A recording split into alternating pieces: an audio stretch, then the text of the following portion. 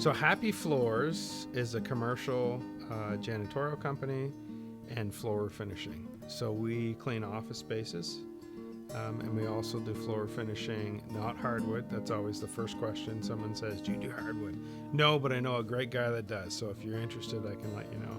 We do strip and waxing of vinyl, maintenance on vinyl tile, and then we do deep scrubbing of ceramic tile. And we do carpets. We tend to do smaller carpets or carpet cleaning with existing customers, but we're always open to carpet work if it fits, I think. So I had a dream of opening a cafe. We finally started the rip and tear and renovate in 2007 and opened in 2008, and I did that for several years. And that was kind of my first jumping off the side of the pool, and it was very difficult. I learned a ton of stuff. You know, I lost 25 pounds, I gained 25 pounds. Almost all of my gray hair came from that. And then I just knew that that was kind of my DNA, and you kind of need to take that first step oftentimes. You know, what was it like for me to get into business? This is a question you hear a lot of the time. You have to have a plan. You have to have a plan to get into business, and I learned you have to have an exit strategy. And you have to kind of work between those two worlds on how you're going to build your business. If you follow passion so much with my cafe, I went a lot longer than I should have before I sold the business because I was too emotionally tied to it. So money is always an issue. Cash flow, getting cheap money, Canada revenue, understanding. I mean, this time around, immediately I had a bookkeeper and work with an accountant right away. So all the money things, I like people. I'm in the cleaning business because it's a serving business. People ask me like, "Wow, like, are you passionate about cleaning?" Actually, I am. Like, I enjoy cleaning, but that's besides the point. I really like to serve. How do I define success? I mean, that's like, there's a different answer. I mean, every compartment of life and business. Probably the quickest answer, which is probably my gut, is doing the right thing. To be able to do the right thing means success to me. There's seasons in your business, in your life, where you can't spend as much time with certain people that you want to spend time with, or even on your business. But I think success to me, it's moving always. It's a moving target. It's organic. It will change. But success means, am I able to do the right thing? The tips I would give someone starting in business is have a plan. Talk to people, have mentors, have people that have the courage to say the tough things to you and not be worried about hurting your feelings. And really use the resources in the city. I know when I started my cafe, I had a great relationship with what's now 3Plus. CBDC, you know, I talk to people, economic development, and then you have to become a student on things that you might not be adept at. Learning social media, learning marketing, if that's not your thing. You might not be in accounting numbers for me, but I need to be able to read my balance sheet and income statements and understand my expenses. So being able to be a student in the areas that you're weak, but really focus on, I guess my advice would be focus on your strengths and develop those strengths and hire those weaknesses. Understand them, but hire them out because you will wear a lot of hats to be successful in business. But if you're wearing too many, doing that right thing is not going to be easy to do. There was a job. I was actually talking to a friend of mine the other day that I had to call him in to help me. And it was about a year and a half ago. It was a job that I didn't get a good look at the floor because it was during a renovation. And there was stuff all over it. And they assured me everything would be off the floor when I came in the next week, a few days. They were essentially waiting for me, the wax to dry, and they were coming in and moving.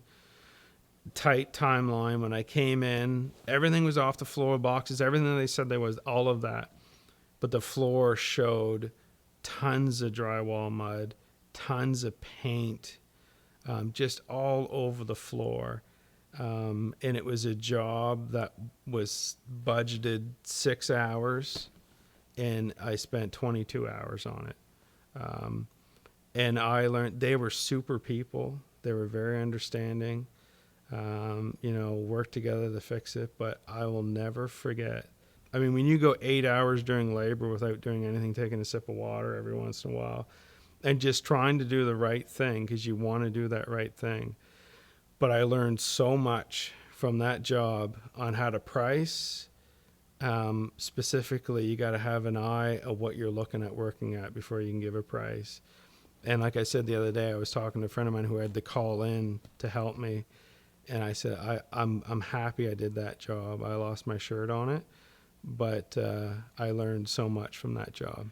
I mean, my business is the industry is very competitive. And you got smaller guys with me, like me with a few employees, and you've got companies with dozens and dozens and dozens of like a couple hundred employees. The interesting thing about the business is when the customer comes back in the next morning in their office, if it's cleaning, was it cleaned or not? It's very simple.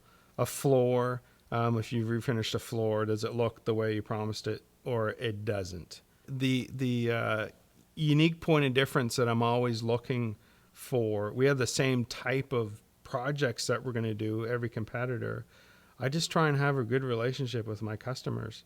I will do the right thing, and if I can't, I need to walk away.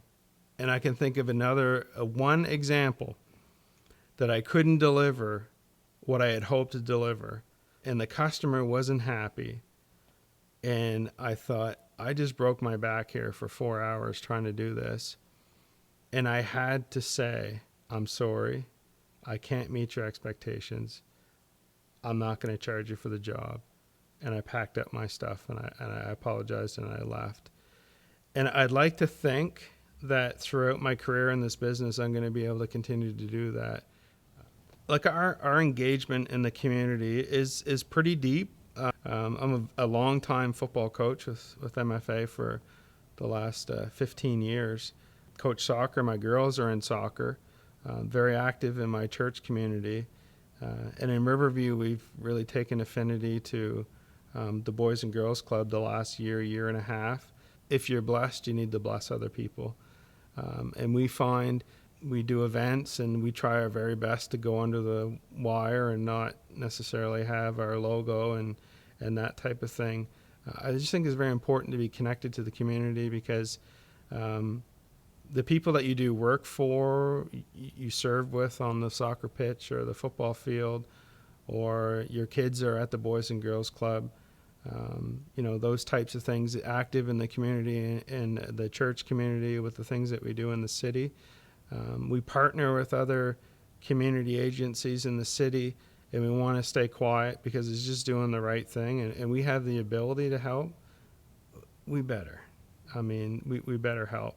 If you've got something you want to do, you think you can help the world or you can help your neighborhood, whatever it is, and you're not feeling satisfied at your job, plan it, look at it, hustle in those off hours that you can. Do a balance sheet on your life. If I spend 18 months on this and you're talking to your spouse, can we make that sacrifice? I won't be at as many things. I will be working late. If you and your partner can come to that agreement, you just got to jump both feet in and do it.